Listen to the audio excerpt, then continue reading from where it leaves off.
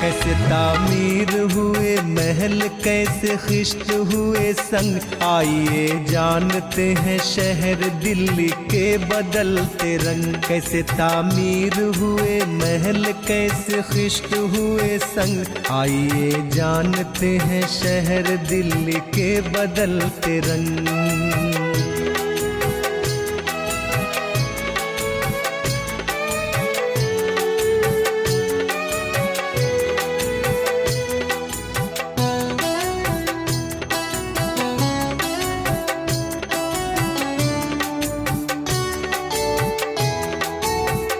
कुछ अपनी तारीखें और कुछ वजूद पर करे नजर। कहाँ से कौन है हम हर हुदूद पर करे नजर। वक्त के साथ साथ कैसे लड़ी वक्त ने है जंग। आइए जानते हैं शहर दिल्ली के बदलते रंग। कैसे तामीर हुए महल, कैसे खिश्त हुए संग। आइए जानते हैं शहर दिल्ली के बदलते रंग।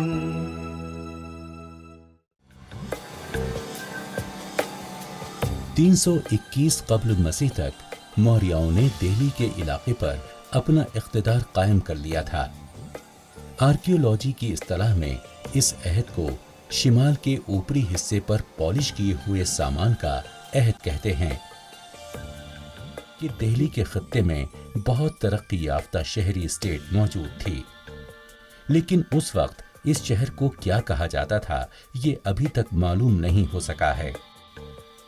मगर यकीनी तौर पर ये सब इसके तारीखी इर्तिका का नागुज़ीर हिस्सा है, जो वसी मौर्यन एम्पायर की एक हाशियाती बस्ती थी।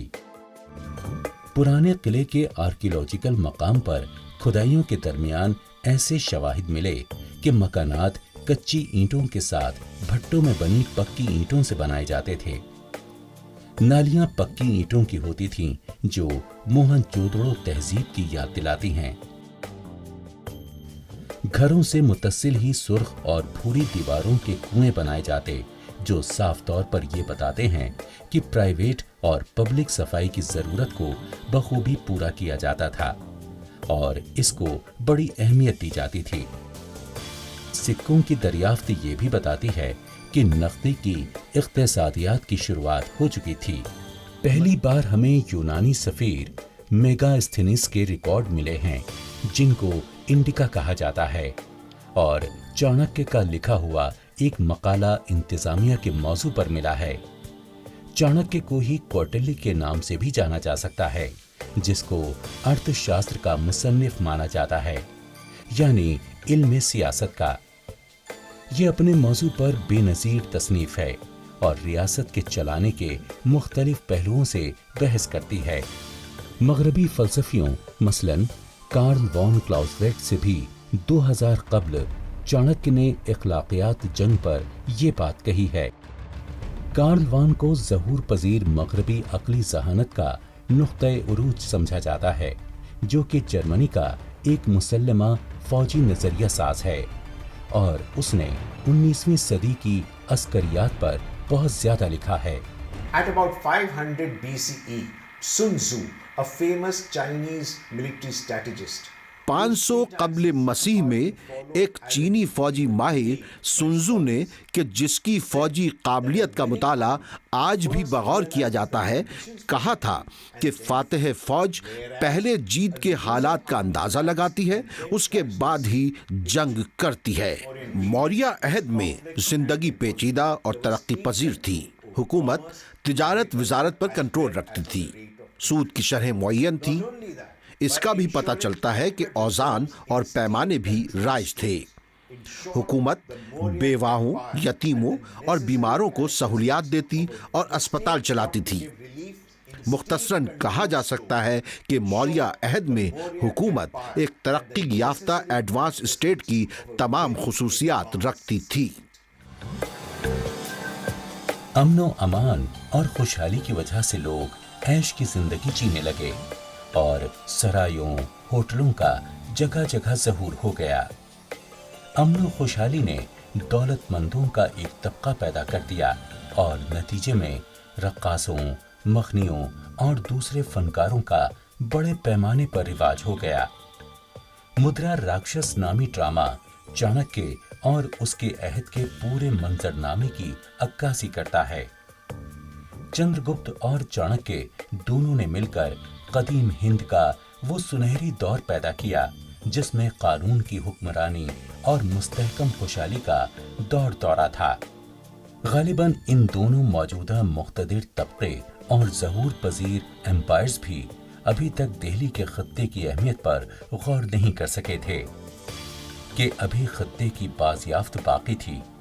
मंडावली, पुराना किला और दिल्ली के अतराफ के और इलाकों और मकामात में अभी तक आबादी नहीं हुई थी जो वहाँ के बाशिंदों को मुख्तलिफ असबाब मईशत फराहम कर सकते थे। तब्दीलियां आ रही थीं मगर बहुत आहिस्ता। अलबत्ता उस वक्त तक बुद्धिज्म इंडिया में अपनी जगह बना रहा था। बुद्धिज्म और जैनिज्म ने बतदरीज कुछ अकीदतमंद और मुखलिसीन पा लिए।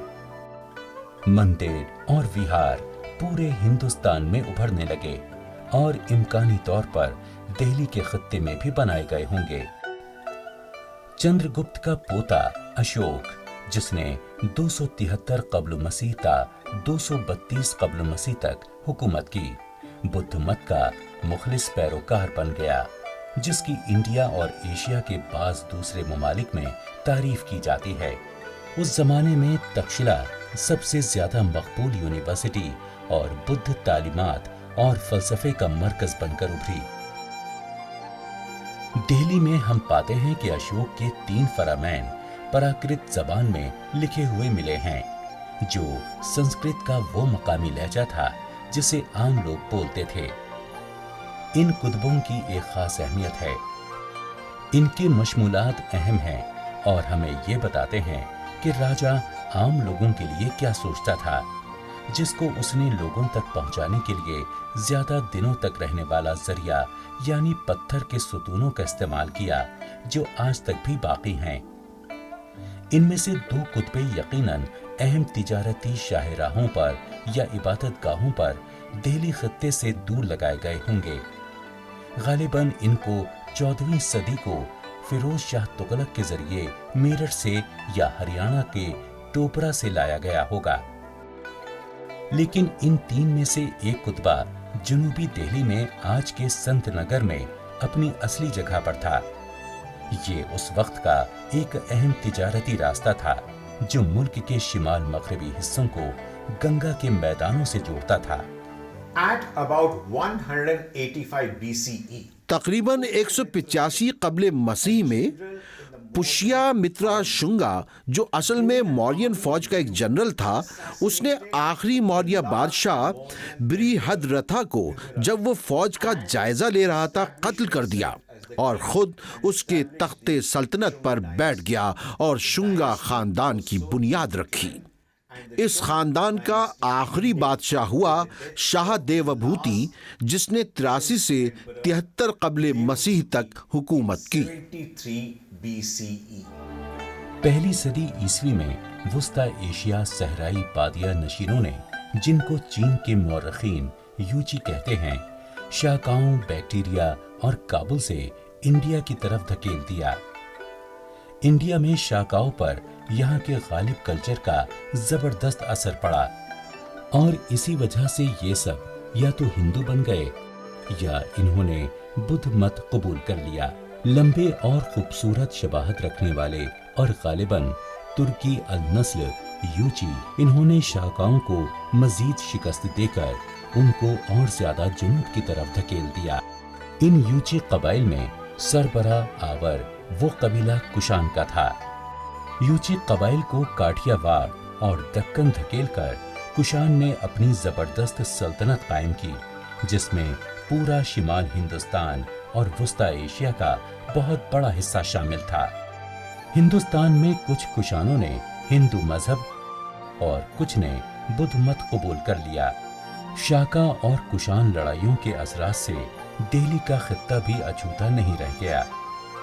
पुराने किले में पक्की ईंटों की नई साख्तों से ये पता चलता है कि वो कई मंजिला घर बनाते थे जिनके सहनों में हमवार ईंटें बिछाई जाती थीं।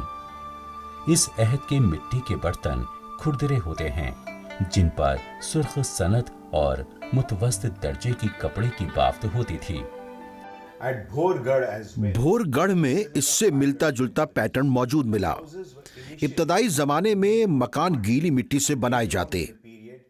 इस अहद के बाद के जमाने में पक्की ईंटों के बनने लगे। इस साइट पर एक चूल्हा भी बरामद हुआ। इस मुकाम पर मिली कदीम अशिया में सुर्ख और भूरे रंग की मालाएं, जानवरों और इंसानों के तमसाल और उनकी मुख्तलिफ साख्तें दरियाफ्त हुईं। सुर्ख और भूरी दो मोहरें जिनमें ब्रह्मी में लिखा हुआ था सुपक्सा, वो भी यहाँ मिली। नचोली और तिलपट में इस किस्म की अशिया के मिलने की रिपोर्ट है, जो कुषाण और गुप्ता जमानों की तरफ मंसूब है। तिलपट में बौद्धों की मजहबी अलामतों का पाया जाना ये बताता है कि वहाँ या तो जैनियों के मंदिर या बौद्धों के विहार रहे होंगे। कनिष्क कुषाणों का सबसे मशहूर राजा बनकर उभरा। वो बुद्ध कहानियों का अफसानवी हीरो है, जिनमें उसके कारनामों और अवामुन्नास की फलाह बहबूद के कामों को बयान किया गया है। इस पुरानी रियासत को कुषाण एम्पायर कहा गया। इसका दारुल हुकूमत मौजूदा पेशावर के पास था और तक्षशिला की दुनिया में मशहूर यूनिवर्सिटी के बेहद करीब था। ये मकाम कुषाणों, सेथियंस, ईरानियों और बेकड़िया के यूनानियों का संगम बन गई। इनका और तुर्क और चीनियों और उनके कल्चर का यहाँ इख्तिलात हुआ। यही वो वक्त था जब बुद्ध महायाना और हनायाना फिरकों में तकसीम हो गया। इंडिया में होने वाली इन तब्दीलियों की बुनियाद पर ही कैम्ब्रिज यूनिवर्सिटी के प्रोफेसर डॉडवेल को ये कहने पर मजबूर होना पड़ा, जंगली और जंगजू कबाइल दीगर शुमाली इंडिया के मैदानों पर हमलावर होते रहे, इसकी रियासतों का तख्ता उलटते रहे, इसके शहरों पर कब्जा करके इनको ताराज करते रहे।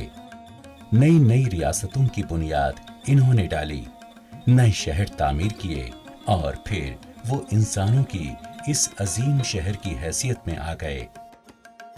अपने जानशीनों के लिए इन्होंने कुछ यादगारें छोड़ी और बैरूनी खून की कुछ मुनहरिफ धाराएं और अजनबी रस्म रिवाज के कुछ धारे जो जल्दी ही अपने माहौल के मुताबिकत में आकर बदल गए। इब्तिदाई अहद वस्ता में दिल्ली तारीख की रोशनी में आ गई। गालिबन उस जमाने के लोगों को दिल्ली के अहम और माशी एतबार से मजबूत महलो वक़ू का एहसास हो गया था। दिल्ली के जरिए हिंदुस्तान की सबसे ज्यादा जरखेज जमीन दोआबा में फौजियों की मुदाखलत और उनकी हिफाजत का इंतजाम किया जा सकता था। In the medieval period, there was a rise of a number. अहद वुस्ता में शुमाली हिंदुस्तान के अंदर बहुत से शाही खानदान उभरे। इनमें राजपूतों में तोमर और चौहान खास तौर पर दिल्ली से वाबस्ता हैं। To the rise of Delhi. Delhi का अगला हवाला अमीर खुसरो के यहाँ मिलता है, जो 14वीं सदी के अजीम म्यूजिशियन, मुहक्किक और शायर थे। वो हिंदुस्तानी अदब में असातीरी शख्सियत के हामिल थे। हजरत निजामुद्दीन औलिया के मुरीद अमीर खुसरो जितने बड़े शायर थे, उतने ही बड़े मौसीकार भी थे। पिया घर आज, पिया घर पिया घर आज, पिया घर भाग लगे से आंगन को, पिया घर आज, पिया घर आए। अमीर खुसरो ने अपनी मसनवी में राजा अनंग पाल का जिक्र किया है, जिसने 500-600 साल कब्ल दिल्ली पर हुकूमत की थी। 11वीं सदी के एक कुतबे का एक और हवाला लोहे के सुतून का है, जो मस्जिद कुव्वतुल इस्लाम के सहन में खड़ा है। اس سے بھی اندازہ ہوتا ہے کہ دہلی کو اننگ نے آباد کیا تھا۔ سن 1130 میں سلطان محمد غزنوی کی وفات ہوئی۔ نااہل جانشینوں کی وجہ سے ہندوستان کی طرف اس سے حملے بھی کم ہو گئے اور جلد ہی یہ ایک قصہ پارینہ بن گئے۔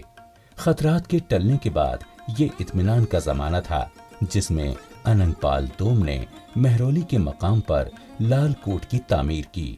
فوجی اعتبار سے راجپوتوں کا علاقہ کافی اہمیت کا حامل تھا۔ قلعہ پہاڑ کی چوٹی پر کافی بلندی پر واقع تھا۔ وہاں سے دشمن کی نقل و حرکت آسانی سے دیکھی جا سکتی تھی اور قلعے کے لوگوں کو ایک مستحکم دفاعی پوزیشن حاصل تھی۔ زمین کے فطری محل و وقوع کو انہوں نے قلعے کی تعمیر میں بڑی چابک دستی سے استعمال کیا تھا۔ قلعے کے نیچے درے اور گھاٹیاں بطور رکاوٹ استعمال کی گئی ہیں اور وہ کھائی کا کام کرتی ہیں۔ ان کی وجہ سے قلعے کی دیواریں زیادہ ناقابل تسخیر نظر آتی ہیں۔ یہی کھائیاں برسات کے دنوں میں خندق کا کام کرتی ہیں۔ البتہ اس کا کوئی سراغ نہیں ملا کہ ان خندقوں میں کس ندی سے پانی لایا جاتا تھا۔ لال کوٹ میں ایک اہم سڑک شہر کے درمیان سے گزرتی تھی۔ شہر کے درمیان میں عالی شان وشنو کا مندر تھا۔ یہ وہی جگہ ہے جہاں اب قطب کمپلیکس کی جامع مسجد واقع ہے۔ اس قلعے کی آبادی تقریباً 10,000 رہی ہوگی۔ اننگ پال دوم نے غالباً اننگ تال بنوایا تھا۔ تالاب کا سائز 169 گنا 152 اور 40 فٹ گہرا ہے۔ اس سے دہلی میں پانی کی کمی کی طرف بھی اشارہ ملتا ہے۔ آج یہ تالاب خشک پڑا ہے اور اس کا پانی قطب کمپلیکس کی تعمیر میں استعمال کیا گیا تھا۔ علاؤ الدین خلجی کے زمانے میں نئی مینار کی تعمیر کے دوران بھی اننگ تال سے پانی لیا گیا۔ یہ مینار مکمل نہ ہو سکی۔ Meanwhile, at the site of the Purana Qila, which forms a linkage with the earlier period of ancient India, پرانا قلعے کا مقام جو اندرپت کہلاتا ہے اس پورے عرصے میں آباد رہا ہوگا۔ during this period, راجپوت عہد کے آباد کاروں نے پرانی اینٹوں سے نئے مکانات کھڑے کیے۔ ان میں سے کچھ مکانات میں چھتیں مٹی کی ہیں لیکن روشن دان کھلے ہوئے ہیں۔ hearts too have been found. During the سن 1970-71 کی کھدائی کے دوران پکی مٹی کی مورتیں اور سرخ اور کالے برتن نکلے ہیں، crude terracotta figures, اور سب سے دلچسپ بات یہ ہے کہ مشرقی سمت میں ایک دیوار ہے جو پتھروں کی بنی ہے اور مشرق کی طرف سے بری طرح ٹوٹی ہوئی ہے، interesting find however was a جس سے کسی ممکنہ حملے کا قیاس کیا جا سکتا ہے۔ مونگا، شیشہ، سنگ یمنی کے مٹکے بھی ملے ہیں۔ an attack from that direction. Another interesting ایک منقش پتھر کی ٹیبل کے ٹکڑے اور وشنو کی ایک مورتی بھی ملی ہے۔ indicative of a new form of popular culture. Also found among the finds are beads of coral, carnelian and crystal. Fragments of carved stones too have been found here, along with a small stone figurine of Vishnu. Prithvi Raj سوم جو پرتھوی راج چوہان کے نام سے مشہور ہے اور اجمیر اور دہلی کا حکمراں ہے، ان کی قیادت میں تومروں پر قبضہ کر لیا گیا۔ پرتھوی راج 1169 میں 20 سال کی عمر میں راجہ بنا اور اجمیر کو اپنا دارالحکومت بنایا۔ موجودہ راجستھان اور ہریانہ کا بڑا حصہ اس کے قبضے میں تھا۔ دہلی میں رائے پتھورا کا قلعہ آج بھی ایک شاندار عمارت ہے جس کی دیواریں 5 سے 6 میٹر چوڑی ہیں اور اس کے ساتھ 18 میٹر اونچا محل ہے جس میں متعدد دروازے ہیں۔ کنوج کے راجہ جے چند کی بیٹی سنیوگتا کے ساتھ 1175 میں پرتھوی راج کا واقعہ شمال ہند کی مشہور رومانی کہانی ہے اور پرتھوی راج راسو کا اصل موضوع ہے۔ پرتھوی راج راسو ایک رزمیہ کہانی ہے جس کو پرتھوی راج کے دوست اور شاعر چند بردائی نے نظم کیا تھا۔ In 1191 CE, Shahabuddin Muhammad Ghori led an army to attack सन 1191 ईस्वी में शहाबुद्दीन मोहम्मद गौरी ने पृथ्वीराज पर हमला किया। मौजूदा हरियाणा में दिल्ली से 150 किलोमीटर दूर थानेसर के मकाम तराइन में मुकाबला हुआ। चौहानों की फौज राजकुमार गोविंद के मातहत मुकाबले पर आई। इसमें शहाबुद्दीन को शिकस्त हुई। खुद शहाबुद्दीन भी इसमें जख्मी हो गया। अगले साल शहाबुद्दीन मोहम्मद गौरी ने फिर अपनी फौज जमा की और 1192 ईस्वी में पृथ्वीराज को शिकस्त दे दी। In the following year, Shahabuddin Ghori was able to regroup his forces and defeat Prithviraj Chauhan. This takes us to CE 1192. Prithviraj Chauhan की हार के बाद किला राय पिथौरा यानी उस वक्त की दिल्ली पर तुर्क फातिहीन का कब्जा हो गया। मोहम्मद गौरी की वफात के बाद कुतुबुद्दीन ऐबक दिल्ली का सुल्तान बना। उसके बाद सुल्तान शमसुद्दीन अल्तमश उनका जानशीन मुकर्रर हुआ। और सही बात यह है कि दिल्ली सल्तनत का बानी वही है। दिल्ली में मोहम्मद गौरी के फौजी कमांडरों ने दिल्ली सल्तनत की बुनियाद रखी और इसके बाद दिल्ली लगातार तरक्की करती रही। ये हिजरत करने का मकाम, महफूज मकान और सियासी और माशी सरगर्मियों का मरकज बन गया और रफ्ता रफ्ता एक बहुत ही मुनफरिद मुआशरा वजूद में आया। दिल्ली यूनिवर्सिटी की प्रोफेसर उपेंद्र सिंह और दूसरों का कहना है कि हमने बहुत तफसील से देखा है कि पुराने आसार किस तरह आने वाले जमाने में मुफीद हो जाते हैं। इसको हम गुप्ता अहद के लोहे के सतून, अशोक के सतून और सल्तनत अहद में देख सकते हैं। इसके साथ गोया दिल्ली के कदीम जमाने का खात्मा हो गया। वक्त के साथ दिल्ली की कुछ अहम और तारीखी जगहें गायब होती जा रही हैं।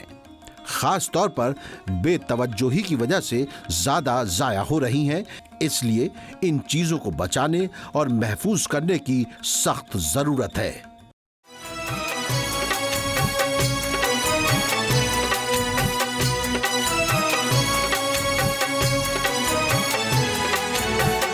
कैसे तामीर हुए महल, कैसे खिश्त हुए संग, आइए जानते हैं शहर दिल्ली के बदलते रंग। कैसे तामीर हुए महल, कैसे खिश्त हुए संग, आइए जानते हैं शहर दिल्ली के बदलते रंग।